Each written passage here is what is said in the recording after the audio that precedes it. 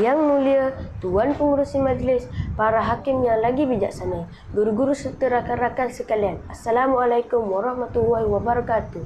Pada hari ini saya akan memperdengarkan sebuah cerita yang sangat menarik. Kawan-kawan nak tahu apakah cerita tersebut? Marilah kita sama-sama mendengar pantun ini. Pergi berjalan membawa pelita, hendak bertemu anak Pak Seri. Dengarlah kawan, saya bercerita. Kabil dan Habil tajuk diberi. Nabi Adam adalah manusia yang pertama dicipta Allah untuk dijadikan sebuah khalifah di muka bumi. Ini dijelaskan dalam surah Al-Baqarah ayat ke-30. Wa iz qala rabbuka lil malaikati inni ja'ilu fi ardi khalifah. Ingatlah ketika Tuhanmu berfirman kepada para malaikat, sesungguhnya aku hendak menjadikan seorang khalifah di muka bumi. Allah juga mencipta isteri Nabi Adam, iaitu Hawa. Ketika hidup di dunia, Nabi Adam dan isterinya dikurniakan anak kembar. Anak kembar pertama mereka Kabil dan Iklimia, dan anak kembar kedua mereka Habil dan Labuna. Kisah Kabil dan Habil diceritakan dalam surah Al-Baqarah, diceritakan dalam surah Al-Maidah ayat ke-27. Watlu alaihim na'abna adama bihaq, yang bermaksud ceritakanlah kepada mereka kisah kedua putera Adam, Habil dan Kabil menurut yang sebenarnya. Mereka membesar dengan baiknya sehingga berlaku pergaduhan ketika perintah perkahwinan diturunkan ke atas mereka.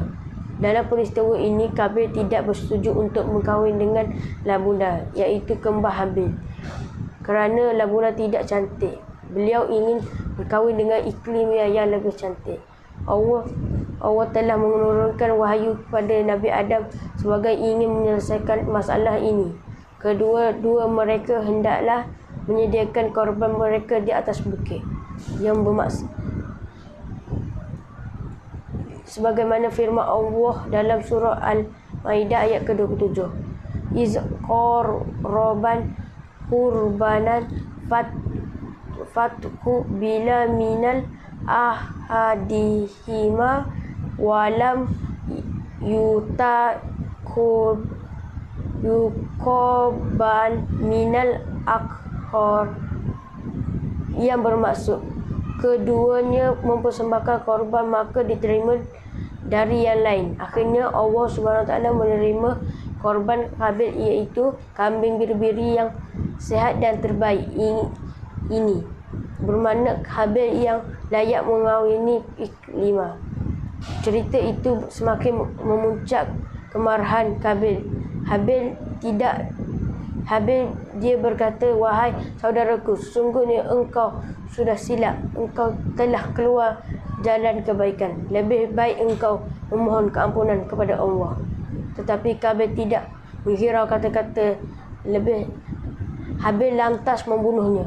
Habil meninggalkan dunia serta merta malam di tidurnya.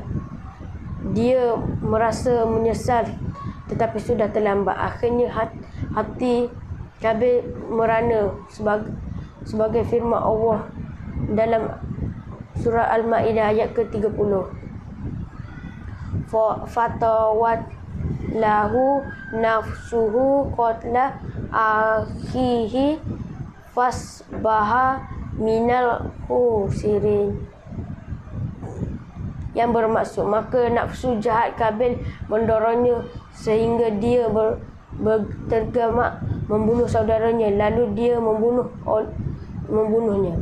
Oleh itu jadilah dia dari golongan orang-orang yang rugi. Dengan demikian turunlah rahmat Allah kepada manusia agar manusia mengetahui bahawa dia berasal dari bumi.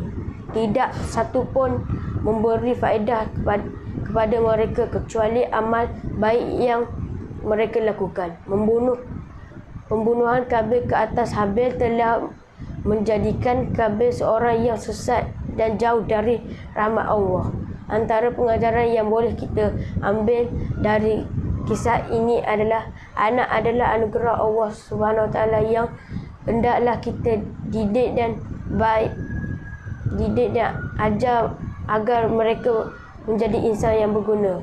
Binatang atau makanan yang dikorbankan perlulah yang sihat dan halal. Perbalahan hanya akan membawa kemusnahan dan tidak menguntungkan.